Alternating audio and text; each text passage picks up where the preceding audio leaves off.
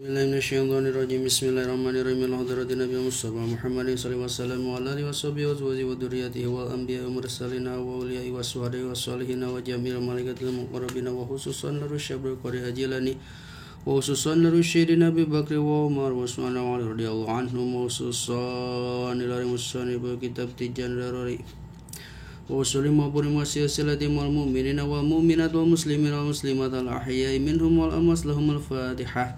A'udzu billahi minasyaitonir rajim. Bismillahirrahmanirrahim. Alhamdulillahi rabbil alamin.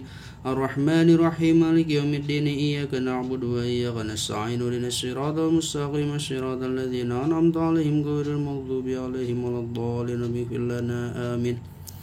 Bismillahirrahmanirrahim. Bismillahi ngawitan abdi ngaoskana ieu kitab kalawan nyebaca dengan Allah sifatna Allah Ar-Rahmani anu mapan nikmat ageng di dunia sareng di akhirat sifatna Allah Ar-Rahimi anu mapan nikmat alit di akhirat tungkul.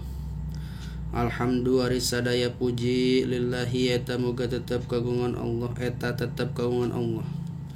Alhamdulillah sadaya puji atau jenis puji anu opat lillahi eta tetep kagungan Allah Rabbil alamin anu mangiranan sadaya alam.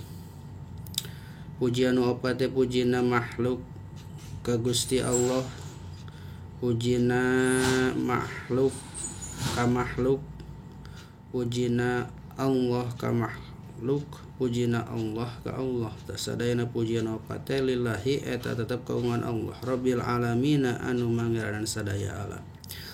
Wassalatu sareng ari rahmat Allah wassalamu sareng kasalamatan ala Rasulillah eta muga tetep kautusan Allah shalla muga-muga maparinan rahmat sa Allah Gusti Allah alaihi ka ieu Kangjeng Nabi wasallam sareng muga maparin kasalamatan Gusti Allah ka Kangjeng Nabi. Wa ba'du dina saparantosna maca bismillah alhamdulillah shalawat sinareng salam teh payaqulu mangka ngadawuh sabakiru rahmatur rabbih kipakir anu banget butuh kana rahmat pangeranana. Al-khabiri anu waspada basiri anu ningali Ibrahimul Bajiriyu tegesna sah Ibrahim urang bajuri nagarana. Tu taksiri anu ngagaduhan sifat Allah wara talaba geus merdih min niti kaula. Sahabadul ikhwani sawarehna dulur-dulur. Aslaha muga-muga ngamaslahatkeun insyaallah Gusti Allah. Li ka kaula walahum sareng ka itu bakhdul ikhwan alhalal kana tingkah wasana sareng kana kalakuan an aktuba kana yen merdih teh kana yen nuliskeun kaula lahu kana ye kitab risalatan kana hiji risalah tashtamilu anu ngawongku ye risalah teh ala sifatil maula kana pirang-pirang sifat kapangeranan wadadiha jeung pirang-pirang lalawanana sifat kapangeranan wama jeung perkara sifat ya juju anu meunang ieu ma fi haqqihi ta'ala dina hakna Gusti Allah ta'ala wa alama jeung kana perkara sifat yajibu anu wajib ya sifat fi haqqi rusuli di hakna para rasul para utusan Allah wa ma jeung perkara sifat yastahil anu mustahil ya sifat pihakihim di hakna ya para utusan Allah para rasul wa ma jeung kana perkara sifat ya juju anu wenang ieu sifat di para rasul.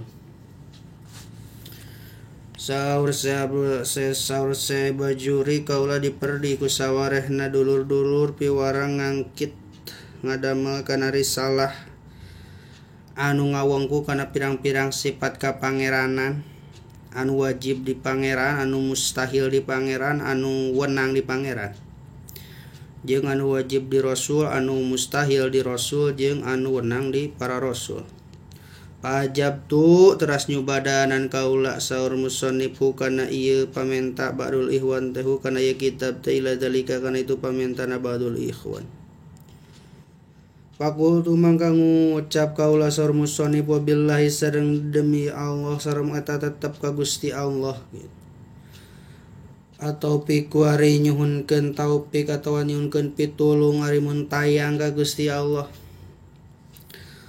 Yajib wajib mulai Ala kulli mukallafin wajib ala kulli mukallafin ka satiap jalma anu kataklif jalma anu mukallaf teh jalma anu balik boga akal jeung hideng tah ngaranna mukallaf wajib ka jalma anu mukallaf ka jalma anu gelo tegasna teu boga akal nek sakalor nek kumaha wae rupana teu boga akal tegasna ka hewan-hewan teu boga akal teu wajib.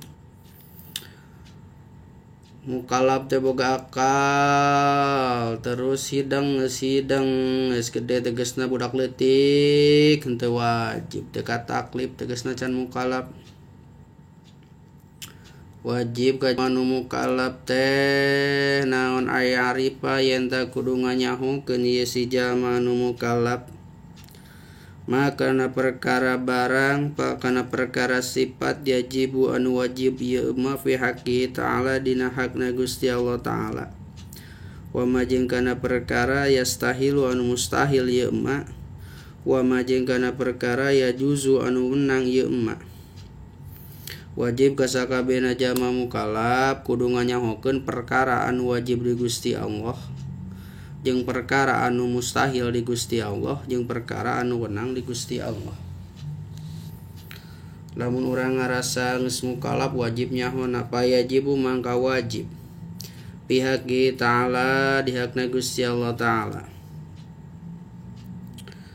Naon al wujudu wujud wajib Gusti Allah kasifatan ku sifat wujud. Wadiduhu jeung ari lalawanana sifat wujud hartosna wujud teh aya wadiduhu jeung lalawanana sifat wujud teh al adamu eta adam hartina kosong berarti wajib Gusti Allah kasifatan ku sifat wujud mustahil Allah kasifatan ku sifat adam hartina kudunya jalma mukallaf teh wa dalilu jeung naon jadi dalilna wa dalilu jeung ari anu jadi dalilna ala zalika kana yen Gusti Allah wajib kasifatan ku sifat wujud wujudu hadhil makhluqati eta ayana ieu pirang-pirang makhluk tah ieu dalilna. Gusti Allah wajib kasifatan ku sifat wujud mustahil Gusti Allah ku sifat adam artina wujud aya.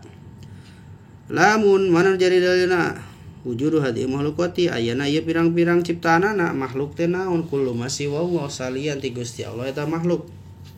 Nek matahari bulan planet-planet nek tumbuhan laut cai angin api udara tah eta ge makhluk kabeh jelema nek sato eta makhluk.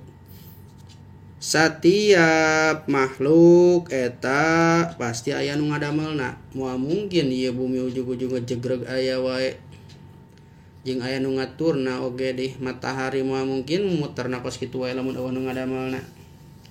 Bulan oge nya kitu deui nya itu di planet-planet anu sakitu seueurna bintang-bintang kahirupan anu sakieu bayatakna di alam dunia teh ti mimiti hewan anu pangleutikna nepi ka hewan anu panggedena eta teh aya nu ngadamelna teu kahartieun akal lamun sapertikeun aya anu dijieun heueuh anu ngajieunna misalkeun contona ieu pulpen teu kahartieun akal lamun aya pulpen heueuh anu nyieun pulpen pasti aya nu nyieun pulpen nek kumaha oge mah mungkin dia pulpen aya nu nyiptakeunana nya kitu oge ya alam dunia jeung saeusina jeung planet-planet jeung galaksi-galaksi di luar moal mungkin sapertikeun aya eta anu ngadamelna kitu. Lamun dina fisika teh teori Big Bang cenah pertamana aya alam planet teh meledak heula dimulai ti ledakan tah lamun sapertikeun orang fisika paling terpercaya ka Gusti Allah manu nyeun ledakan pertama eta teh Gusti Allah mah mungkin jol meledak sorangan jol aya kahirupan di mana-mana gitu. Lamun ceuk teori fisika wa yajibu bi kita laqidamu sakitu lah kita jeung wallahu a'lam bissawab.